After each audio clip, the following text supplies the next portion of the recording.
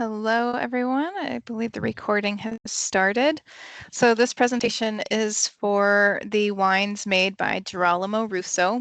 The white wine that I chose to describe on slide 1 is the Narina, and it truly is a tribute to Etna's elegance. And Mount Etna, for anyone who's not familiar, is in Sicily. It is a volcanic area, and the volcano of Mount Etna is still active. It has actually recently erupted, and lava flows do tend to come down to the vineyards sometimes. So a little bit treacherous to be growing there, but definitely some pretty amazing dedicated growers out there in that region. So as I said, this is a very elegant white wine, and it is made from indigenous grapes. The 4 varieties that go into their white blend is Catacante, Catarato, Minella, and Inzolia. Historically, this was considered just a field blend, but the grower slash winemaker at Girolamo Russo understood that he really did have something special there with the volcanic soil and these grapes that were on very old vines. Some of their vines are over 80 years old at this point. So again, mineral-rich soils, 650-meter elevation, and they age their wines in oak and steel. So it's a mix of aging, and that keeps the vibrancy from the wines that are aged in steel, and then provides a little richness and softens some of that acidity with a little bit of tannic balance in the parts that are aged in oak. This is also a winemaker that has a long history of organic and artisanal winemaking, so very much hand labor as much as they can. They don't have a massive amount of acreage, so that helps in not having to mechanize as much. And this particular white wine, I think, really does embody their dedication to sustainable viticulture and using their historic native grapes. Everything they grow and bottle is only from native grapes to the Mount Etna region. So our target consumer for this brand would be a sort of a mid-level sophisticated palate drinker. So someone who typically likes old world Pinot Noirs. And this would be for their other wine bottlings, not just the Narina. The Narina is a white wine, but they do several red wine bottlings as well.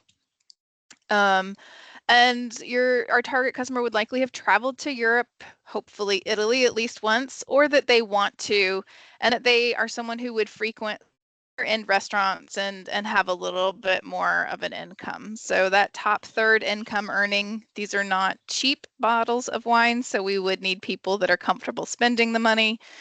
And folks that are excited about exploring a new wine, you know, outside of the typical Cabernet and Merlot blends, or outside of Burgundies, you know, and that we'd also be targeting global market.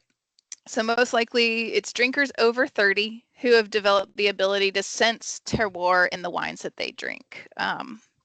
So again, sort of some sophistication, but it doesn't have to be full-on wine aficionados. I've given these wines to many people who are on all spectrums of the experience with drinking and tasting wine, and I would say that 95% of them have all been pretty blown away with the quality of these wines. So the marketing strategy, I really targeted this just to the US market, even though this estate does do global distribution. We would certainly look at cities with the higher income demographics, as well as higher education levels for the middle-aged adults, and then the strong foodie culture. So NYC, Chicago, Miami, Naples, Florida, Charlotte, North Carolina, Austin, Texas, maybe Dallas as well, San Diego, Vegas, LA, where they have these sort of very high-end restaurants, you know, the celebrity chef restaurants where they're known for having interesting wine lists or wine collections. Those kinds of places would certainly be something that we would be looking to get into as well. We'd avoid big box wine stores and grocery stores. This is a hand sell item, so it would not be helpful to be in those kinds of places, nor do we really have the volume to support distribution to these kinds of stores. Typically, they want large volume purchases, which we could not do. We would target the high-end Italian and American restaurants as well. So I've seen this wine sold obviously to Italian restaurants, but also to restaurants that focus on seafood and coastal cuisine because these wines are grown on an island. And they do have such strong minerality. They go really well with many, many seafood dishes. So we have done very well in coastal themed restaurants as well. Another marketing strategy would be to get on wine-related podcasts. So podcasts about wine are, excuse me, typically listened to by, other wine nerds, and they would be the people who would actually take the time to seek out this wine, and it gives you a chance to really tell a story about this estate and what it did for Mount Etna as a region. They were I think they were actually the first producer from Mount Etna that decided to do single vineyard bottlings of their Etna Rosso. And that really did change the landscape of putting Mount Etna reds up there in that top tier, along with, Brunellos, Barolos, Super Tuscans, other high-end wine choices from Italy. Also, with tariffs, we would certainly have to keep an eye on those. Possibly we can absorb some of that margin hit, but we may have to look at other markets outside the US if this kind of gets out of hand. So we'll keep an eye on that as we work through our marketing strategy. Okay, promotion and advertisement.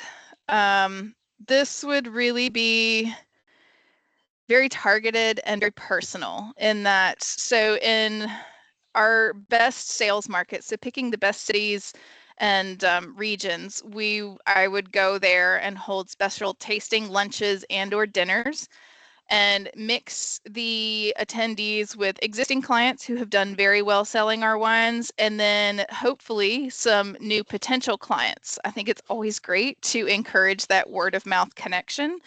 And so if you can seat people at a table together who have been selling your wines for years with someone who's new to your wine, they get that encouragement and that validity that yes, it does sell well, and it can be, it does, create a bit of a cult following, and to be part of that can be exciting for new wine salesmen and wine buyers at restaurants to be able to say they have that wine.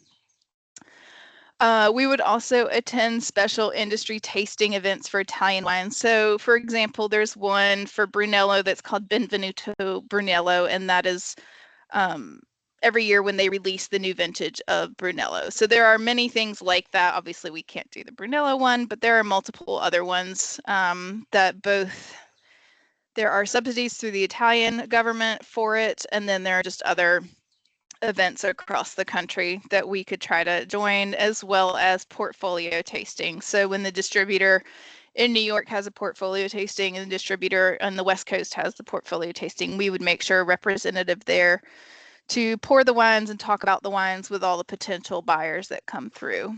And we would try to bring the grower winemaker over at least twice a year so that we could try to hit the East and West Coast events as much as possible. Advertising, honestly, this would be fairly minimal for this estate. They do not have this like super large volume production.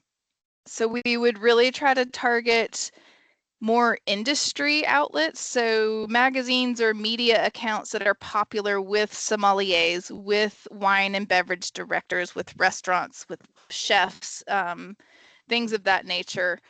Wine magazines that are just for the public, we're not going to see the return on that since we're not a large mass produced wine that can be available in every market. So I don't think that's going to be part of our program in promoting the wine.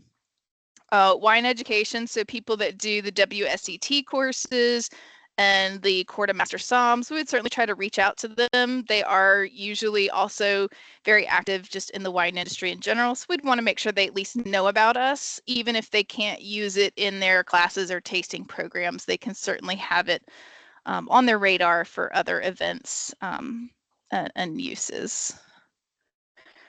So I think, yeah, it's really a niche audience is the better approach, and the goal of at least 2 a quarter to be profiled on for podcasts and other outlets to sort of get our name out there and known. Pricing structure. This is where the numbers come in. So our cost to bring the bottles into the US, it varies East versus West Coast, but these are our averages. It's $18 a bottle for the Narina, which with the, yeah, sorry. So 18 for Narina, 35 for the single vineyard bottlings of the Etna Rosso, and then 15 for their, I would guess we'll call it their field blend Etna Rosso, which comes from all of their vineyard sites. It's usually the younger vines that goes into their entry level wine as well. So the good thing is that because it already has a reputation for being this important site in Sicily, it does go at a bit of a premium. It's smaller production. It's a historic vineyard site. And their single bottle vineyard bottlings are extremely ageable. They drink like a very good quality Burgundy, and they are oak aged. So those wines actually do drink better 3 to 5 years after they are released. So with all that in mind, the Narina, so the white wine, goes for 40 to 45. $80 and up for the single vineyard bottlings of the Etna Rosso. So that's one of them is called San Lorenzo, and that one is the highest of them all, and it ages 5 to 10 years, no problem. So getting a wine that could age that long and drinks as well as a high-end Burgundy or a Barolo, that's actually a very reasonable price in those markets. And then 30 to 35 for the regular Etna Rosso. And that entry level Etna Rosso, it's on par with other producers that sell just basic bottlings of Etna Rosso. So I feel like that's very reasonable. The other two really are hand sell because they are higher price points. But again, once you get a little more well known in those markets of folks that are comfortable at those price points, it really does create a good following. The prices are at risk. So again, tariffs, this is something that is an ongoing conversation with the producer to understand how much he can absorb in his margin. Since we are kind of getting that premium pricing, there is a bump that's not directly related to cost of production. How much of that can be absorbed is yet to be seen. And then how much on the distribution and import end. That's really only a 30% markup, so not a lot that can be absorbed there. Okay, so funding for marketing and measuring success. Our funding, that's also going to depend largely. The actual number amount will depend quite a bit on the tariff situation, how much of a hit we have to take. This is the easiest place to take the balance from.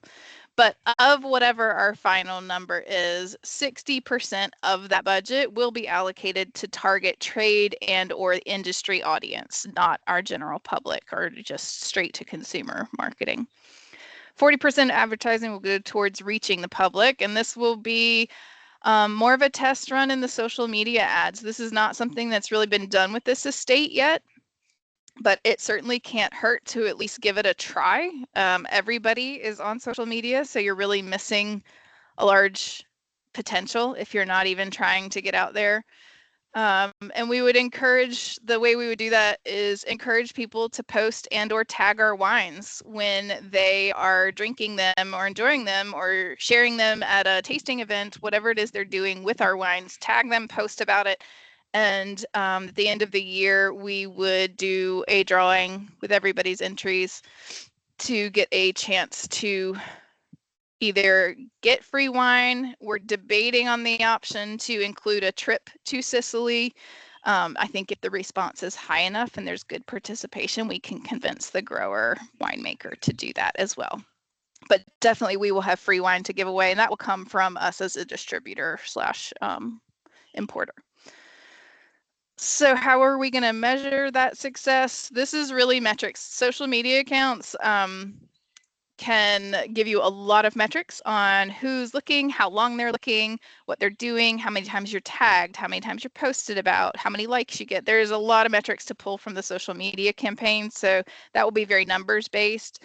The other way we will measure success is looking at how many new clients we're getting, how many new accounts were opened in the last year. And then did our sales increase from our existing clients? Those will both be really good indicators if our business is growing and if our marketing is working. And then another, nope, sorry, I already talked about both of the social media. And yes, the exact dollars depending on the tariff and potential margin cuts, but that is how we will handle Girolamo Russo wines. I encourage anyone that hasn't ever seen or heard or tasted these to try and seek them out. They are distributed in North Carolina. I know there's a wine store in Raleigh-Durham area that carried them for a while. I'm not sure in the western half of the state where to find them, but if I do find out, I will gladly share that information because they really are special wines. And thank you very much.